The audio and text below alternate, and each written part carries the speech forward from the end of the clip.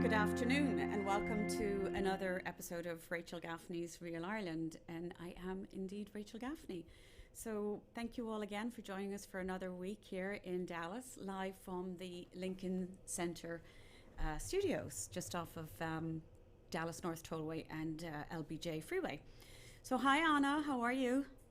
Well, hello, Rachel. How are you? Let me just put my camera on here. How are you doing? I'm great, it's thanks. October.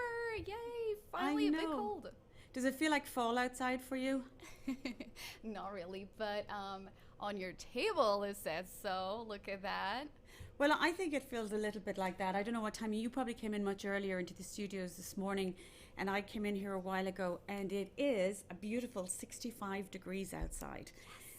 Which is about 65 degrees Fahrenheit or 18 degrees Celsius. So I'm not complaining about that weather at all. I'm thrilled. And so whether you call it autumn or whether you call it fall, autumn is what we would still refer to it in Ireland, and fall is what you refer to it in America. So whether you call it either or, at least, it's like new money, old money, autumn, fall, centigrade, Fahrenheit. We just can't seem to get on the same page, can we? But this is the perfect segue, actually.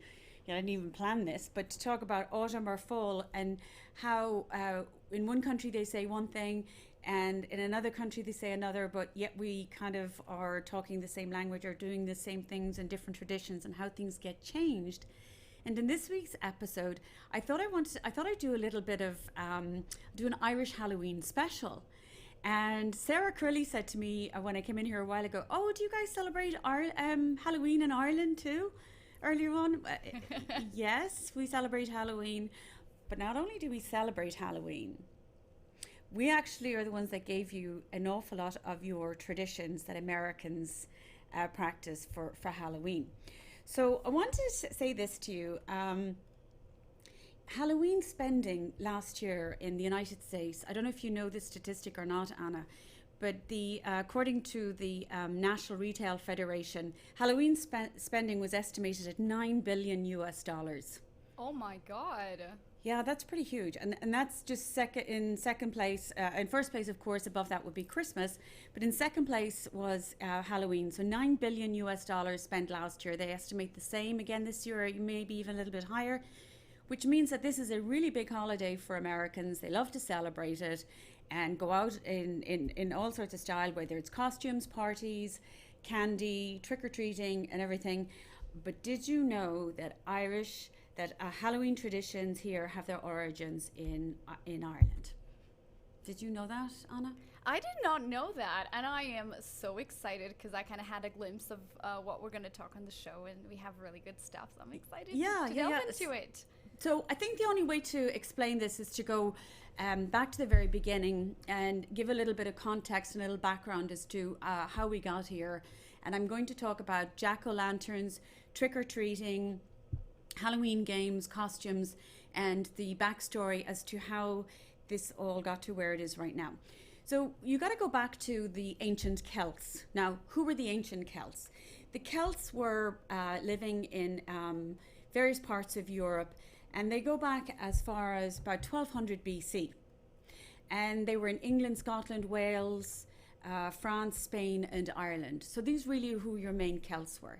Now, just a quick little brief history thing. So prior to Christianity, we had the Celts practicing, or paganism. They were practicing their religion, and the Druids were the religious leaders for the Gaels, Gaels. And the Gaels were the Irish form of Celts. So you had the Celts in England, you had the Celts in Scotland, you had the Celts in northern part of Spain, you had the Celts in parts of France, which would be Brittany, and Scotland and Wales. And each of us had our own different languages, a form of language or dialect, which was known as, sometimes you hear people saying, are you speaking Celtic? Are you Celtic? So the origin are the Celts. Then you had the Roman Empire, who took, invaded Europe, and then they invaded England, and they tried to invade Ireland, and they failed. Now, the story goes that they failed to invade Ireland because it was too damn cold, if you can believe it or not. So they said it was so cold, they called it Hibernia, which is where we get that word for Ireland, But anyway, they eventually conquered England, and they did not conquer Ireland. So the Celtic culture, or the Druids, and the way they practiced things lasted much longer in places like Ireland. And then Christianity came along. We had St. Patrick in the 4th century who introduced Christianity and Catholicism to Ireland. And then things started to change. So we went from the ancient form of practicing paganism, Druid and Celtic customs and tradition, and then it went over to Christianity and Catholicism. Now, so that's, obviously there's a lot more to this, but we want to talk about Halloween, so that's why I'm starting here with this. In Ireland, we, because we speak Irish and another language, we all know what the word Samhain means, and it's spelled Samhain, and what it basically means is the end of the summer. So the Druids of the Celts used to celebrate the end of the summer, the end of the harvest festival. And they would light fires at the end of it on the end of October, 31st of October, and they'd light their fires. And in the homes, the Irish used to put out the fires in their hearth, and they would gather at the large fires around Ireland where the Druids would light them. And they would take some of the burning embers from those fires and then bring those into their homes or put them in little turnips. Now hold on to that thought about the turnips and the burning ember and the light, and we'll talk about that a little bit later on. I'm getting to that, but I hazard a guess that some of you might know where I'm going with this. But the Druids and the Celts used to believe at the end of this season, the end of winter, when everything was dying off, they believed that we were now moving into, the end of summer and going into the beginning of winter. The Celts believed that they could cross over to their world, to this other world, and they were afraid. So what they wanted was to protect themselves from being maybe kidnapped or taken by monsters or whatever. So they would dress up in all these costumes to protect themselves from the spirits from the other world. Do you know where I'm going with this, Anna? Uh-huh. I am liking where this is going. Right. So these are the Druids, right? The Celts. We're now going back to this time frame. And these were all of their customs and traditions. And so we're talking about the end of the summer, the end of the harvest, the beginning of winter, the beginning of darkness, the beginning of much longer days. And then this crossover of evil maybe as well, and spirits.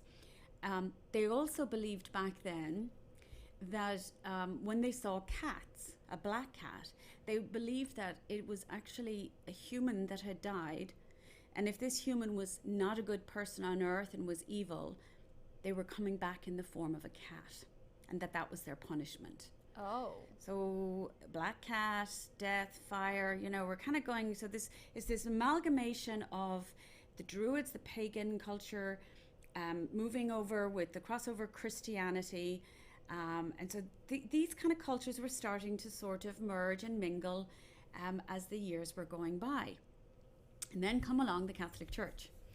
And Samhain was taken over because the Catholic Church started taking over more and more of these pagan holidays. And it was replaced with All Souls Day on November the 1st.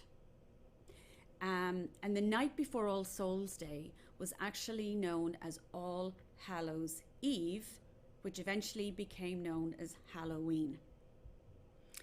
And it wasn't until the 19th century, the late 19th century, when the Irish and Scots moved in such large numbers that Halloween became popular in the USA. So when we moved over here, we started bringing some of our customs and traditions with us. And you're talking about the Scots and the Irish. So you've got two different forms of Celts bringing their traditions. And then you've got, people in different parts of Ireland and different parts of Scotland. So you've got regional differences. So all of these were coming over with them. Now, what I want to do is I want to talk to you about some of the Halloween traditions. So the first one we're going to talk about is the jack-o'-lantern. And we all know about this famous pumpkin. And I love watching all the TV at the moment, and the pumpkin carving festivals. And I think it was on the Travel Channel yesterday, they were talking about pumpkin derbies and people putting motors on them and making them into boats. I love this idea. So all over the United States, they had a kids thing, like they have the carving out the pumpkins and putting them, attaching them to skateboards and motors and having races, carving out these giant pumpkins in lakes, and then they have to put a motor and you have to be able to, sail it across. So we've come a long way with pumpkins, and it's changed so much. It's phenomenal. You bet. But let's go back to the jack-o'-lantern. And how did we start carving pumpkins? Where did that come from? Like, does anybody know why we started carving a pumpkin and why that became a Halloween tradition? Well, we have someone in the comment section on Facebook kind of trying to give a little bit of a hint on this. Can I read it, or do you want to? No, go ahead and read it. Okay, so Gillian Oliver says, "I love Jillian. Jillian, there we go. I know I always need your guidance on pronunciation." So he says, "I love this story. Before pumpkin carvings, there was turnip carvings, but the turnips were too difficult to carve, so pumpkins replaced them." Smart girl, Gillian Oliver. What actually happened was during All Hallows Eve, they used to do what was known as souling. And souling was the type of singing. And so these people would go around in ancient Ireland, and they'd go around in these costumes, and they would sing. They would go from door to door, and they would sing, and they would hope for a little bit of money. The idea was you'd give them a little bit of money, and they would pray for your soul. If you didn't, then they would play a trick on you, hence trick-or-treating. But they would carry turnips with little burning embers on them. Now, a turnip in Ireland is different over here. So that we have turnips in the United States and we have rutabagas. A turnip in Ireland is more like a rutabaga here, but they were huge. They were really big, and we used to carve them. And then when they came to the United States, the turnips were so small, they couldn't really carve these, and they came across the pumpkin and they thought, that's easier to carve, that's bigger, we'll carve that. So that's how they started carving the turnip. But the story of the turnip, we'll go from the jack-o'-lantern, because who came up with the name Jack? Do you know why we called them a jack-o'-lantern? Well, we called them a jack-o'-lantern because the old story in Ireland was about Stingy Jack. Now, he was quite a guy, Stingy Jack. He was very brave. He made a deal with the devil. He did? He did. He was in a pub, which is very Irish. But the old story goes that Stingy Jack made a deal with the devil. The devil, he needed some money to buy a drink, and we'll leave the screen on right now, because as you can see, that's a rutabaga on the far right, and you can see how big it is, because you don't normally get them that size in the States. And it's pretty ghoulish looking. It's a bit more scary than what we go around with now, friendlier. So what happened was you have Jack making a deal with the devil. Now, you don't make a deal with the devil, but he did, and he managed to win, or so he thought, that he wouldn't take his soul. But he forgot to put the caveat, the devil was going to take his soul after 10 years. And then he made another deal with him that he would not take his soul ever. And then he tried to go, when he did die, he tried to go to heaven, and they wouldn't let him in at heaven because he was so nasty and making deals with the devil. And then they didn't want him in hell either. So the devil sent him off wandering the earth for eternity with just a little ember, going back to the symbolism of the fire and the embers, gave him a little ember to light his way, and he could put it in a turnip, and that's how he could light his way going around the earth for eternity. So Stingy Jack is wandering earth for eternity with nothing else but this ember in a turnip. And that's then the tradition became carving the pumpkins, and that's now why we call them jack-o'-lanterns. That is really interesting. I've never heard the story before, so yeah. And then like I said to you, you've got the turnip, and then of course you have the trick-or-treating, and we sort of segued into that a while ago when Gillian was mentioning that we would go around, they would go around souling, and the tricks they would play were, they would remove, the cartwheel from your cart, they would do something to your gate and your farm, or they would, and of course now we've advanced into, is it TPing people's houses, the toilet papers, and, yes. Jokes like that and stuff that would do. Now, in Ireland, we used to play a lot of Halloween games, and I still think, oh, by the way, in the United States, when they started doing the trick-or-treating, they would go around in very homemade costumes here in the US, and we'd go around and people would go trick-or-treating on the east coast of America, and there were certain parts that didn't embrace it, especially the Puritans. It was still very closely connected with very satanic and demonic sort of times or paganism, so they didn't want to embrace that culture, which I totally understand. And what they used to do then is they stopped doing trick-or-treating around World War II. And the reason that stopped very much here was because sugar was rationed. So you couldn't really give out candy or things like that. And then post-World War II, it sort of, there was a resurgence of Halloween and trick-or-treating and candy. And now it's the $9 billion holiday that it is here in the US. I don't know what it is in other countries, but as I mentioned earlier, this is according to the National Retail Federation. So I didn't come up with these numbers, didn't just Google it and just come up with it.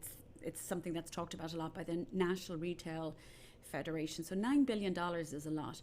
Rachel, would you mind just pulling the microphone a little bit closer to you for a second? Yes. There we go. Am I leaning away from it too much? Almost, yes. Thank Sorry. you very much, Meow. So the $9 billion anyway on candy and everything. Well, not just candy, of course, it's costumes and everything else. Yes, and pumpkins alone. You see these beautiful facades from houses, right? Oh, they're gorgeous. I love to see what they do with the pumpkins. And I love all the natural pumpkins and the things that they do. People are knitting them and using them out of yarns and fabric. So what they're doing with pumpkins nowadays is quite incredible. Now, we had a lot of games growing up in Ireland, and I want to talk about one of the traditions in Ireland, and it's called the barn Brak or boreen Brak. And the boreen Brak is Brak is they're Irish words. It literally means speckled loaf, and nowadays it's called barn Brak. And it was a cake, a little fruit cake that was made like a tea loaf. It was either round or in a loaf pan. Now look at that.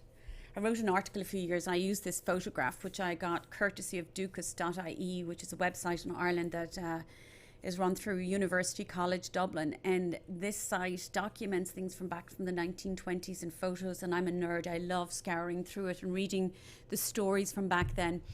But do you see those two girls? Do you see them? Look at them sitting there. I always laugh and look at her. They're so happy looking at the Look at her sitting there buttoned up in her nice tweed coat, and they're so well behaved, and they're sitting there with their slice of Brak and a cup of tea. Now, I grew up in a house with 4 children, and we didn't behave like that because we were dying to get our slice of Brak. So this goes back to, again, the Celts and the Druids. They were all into, I hope I'm pronouncing it correctly, divination. Divination? Divination, not divination. Divination, divining and fortune telling and everything.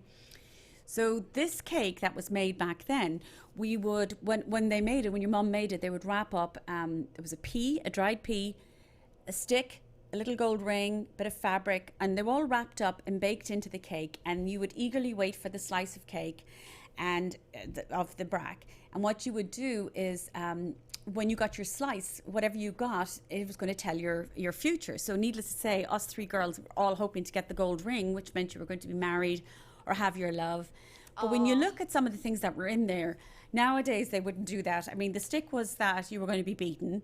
The pea was poverty, I think. The rag was you were going to be poor. But there were regional differences around Ireland, but we would all be kind of hovering above this slice, looking for that glimpse of that gold ring or the paper. And if it looked like it was the pea or something, I remember going, no, my sister can have that slice. I'll wait for the next one. You're peeking. So I wasn't as well behaved as those 2 girls sitting there nicely waiting for their slice of Brak. But the barn Brak was one of the Irish traditions. And today now, the sales in Ireland for barn Brak, I mean, at this time of the year, it's a very traditional thing to eat at Halloween in Ireland. We used to play games, and one of the ones, which you guys do hear a lot of, are the bobbing for apples. Oh, yeah. And you see that, again, that was, our one was where you had to, over the bowl, and you had to bite the apple, but we also had one that was hanging up. See those 2 girls again with the basin of water? Now, if you were the first person doing that, that was great. If you were the 3rd or 4th or 5th or 10th or whatever, it was horrible because there was saliva in the water. Ugh. And people had spat out pieces of apple. And I bet the water was everywhere. Oh my God. And you wanted, like, oh, I don't want to be the one. I have to stick my face in this one, but that's what we did. We would play all those kind of games, which is really kind of cool. Another thing too, when you associate, the spooky Halloween and everything, Dracula, that would be very much a Halloween kind of story, don't you think, Anna? Yes, absolutely. I mean, who hasn't heard of the man himself? And we associate Dracula, with Transylvania and all of those places, which of course it was set in Transylvania, and you have all of the stories that go with that. And the Dracula castle.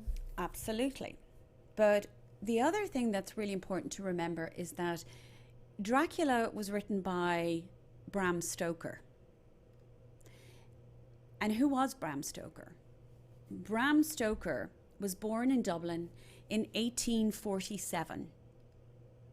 And he went to Trinity College Dublin and he studied mathematics. He had a degree in mathematics and he was really good at football and everything. But he was born in, I won't say post-famine, but the Irish famine, the crux of it was 1840 to 1845. So he's born in 1847.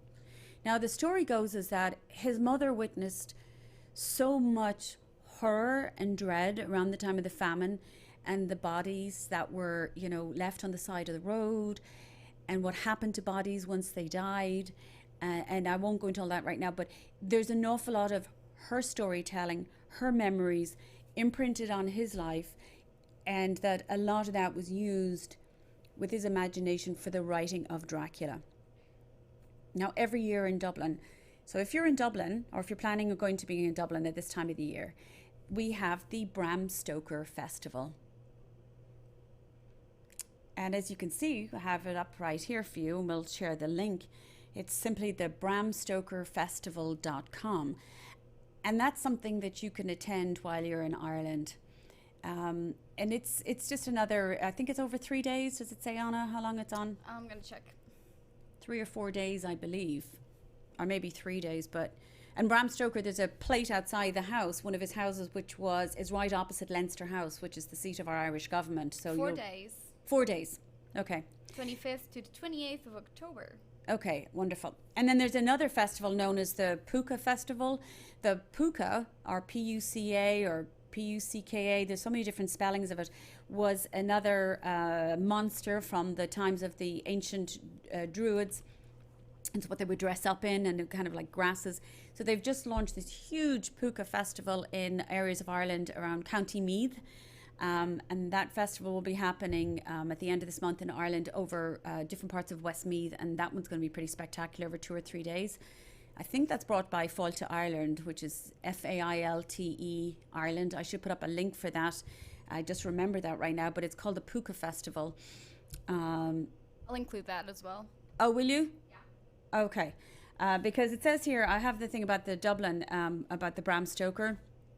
They have Night Watch, an outdoor spectacle at Dublin's Grand Canal Dock that will run across all 4 days of the festival. And then you have the Puka Festival up in, I think it's Westmeath and Louth and Drogheda, which those are areas which are north and west of Dublin, the counties north and west of Dublin. There are lots of scary, spectacular things going on over there. And I thought I would talk to you about, as we're talking about pumpkin, and everybody loves pumpkin pie, right? Oh, yes. And I know pumpkin pie is very is associated with Thanksgiving over here, and I have to tell you, I do like pumpkin pie, certain ones. I'm not a great fan of some of the store ones. I love the ones that some of my friends make from scratch, and I love pecan pie as well. But the or pecan pie, as we would call it. I know. I also have the same thing when people say pecan. It just sounds so English or so British, and it's. But they also say that in the East Coast, don't they, Anna? On the East Coast Yes. of America, I think there's certain parts of the US that say pecan pie. Yes. Or pecan pie, I mean, sorry. So Yes, in the pecan. South, I know it's very pecan. Pecan. In the East, it's pecan. So it's not just, us Irish and English and Europeans, people in different parts of the United States. So it's pecan, tomato. Yes, exactly. Pecan. As a foreigner, everyone, it's confusing. Autumn, fall, pecan, centigrades, Fahrenheit. I mean, I'm trying to please everybody all the time. one of the other things I thought I'd talk about, which we were just talking about, was the pumpkin pie. So when you think about pumpkin pie spice, it's not actually a spice that's made out of pumpkins. It's a spice that's added to pumpkins. And what is in pumpkin pie spice? Well, pumpkin pie spice is made up of cinnamon, ginger, nutmeg, allspice, and cloves. And you can make your own pumpkin pie spice very easily if you combine those together. I made some there about a week ago. I just took some cloves, some fresh nutmeg, some cinnamon, ground them all up in my, the coffee bean grinders. Oh, yeah. So I just took a little group of it, put it together and spiced it all up, put it in a little jar. And as most people know, or some people don't know, I love making my Irish butter shortbreads, with my Kerrygold unsalted butter, me and my shortbreads. You were sharing something the other day about Target, weren't you? About what? You were sharing something about Target. I think doing something to the butter. Oh, not Target. About about our Irish butter, about it being subjected to tariffs. Oh, okay. Huge tariffs, maybe 25% tariffs, but we won't go into that. That's all politics. I don't want to talk about that. But no, our Irish butter, the Kerrygold unsalted butter. So I make those shortbreads. So I thought, you know what? I need to make a pumpkin pie spice shortbread. Wouldn't that be yummy? So I wanted to see what it would be like if I made my own spice and added to it. Seeing as I'm making my shortbread from scratch, why don't I make my own pumpkin pie spice? And I tried a few different batches to see. I don't like things to be very sweet and very strong. I don't like a flavour to take over a cookie. I don't know about you guys, but I like my shortbread to have, if it's lemon zest, it has an infusion of lemon zest. Or if it has ground espresso and shaved Belgian chocolate, I just want it to have, traces of it and lovely bites of it, but I don't want it to take over because remember, it's still Irish butter shortbread. So for the pumpkin pie spice, I made it and I did 3 different versions, and then I got the right one. So I did a little video just to show you, or a little recipe. Do you want to see it of how easy it is to make? Let's definitely play that. Okay.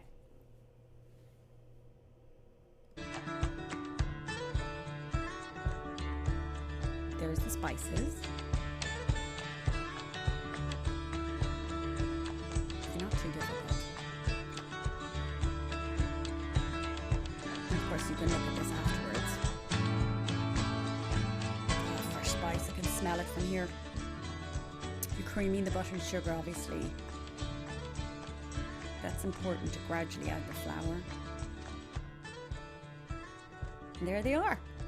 You can see little flecks of them. Can you just there, I obviously have cloves and things on there just to show you, but so that's an easy little recipe for you that's up there for you to make your own shortbreads if you want something a little bit different for Halloween this year.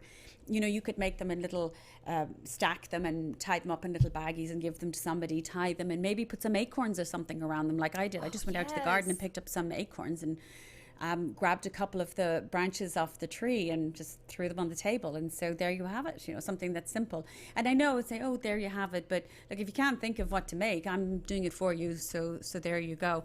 So there's my kind of Irish Halloween traditions, the little stories. I hope those help you, the little recipe. And this is sort of getting me ready because I'm gearing up for a very busy time now personally. Not only am I planning all these trips for people to Ireland next year because we have the Notre Dame game in Dublin on August 29th, and then other culinary trips that I'm planning. I'm also getting ready to bring in a lot of product from Ireland for the Christmas holidays. So that's exciting. Yes. I have some gorgeous cashmere and merino wool throws coming in all different colours, different cosmetics, different gift items. And so I think what we're going to do in a couple of weeks is maybe do a Christmas special and show some of the products and see what people can purchase or, get for their loved ones for Halloween and stuff. Not for Halloween, for the holidays, for Thanksgiving and Christmas and Hanukkah and whatever they want to celebrate. But we'll be doing that shortly in a couple of weeks. So a lot more going on. So who would have thought that all of your Halloween traditions have all of their origins in Ireland? And obviously it's important to say not just Ireland, that it goes back to the ancient Celts and Druids. So until next time, have a wonderful Halloween. and stay safe out there with your little ones on that spooky night. Until next time, slán.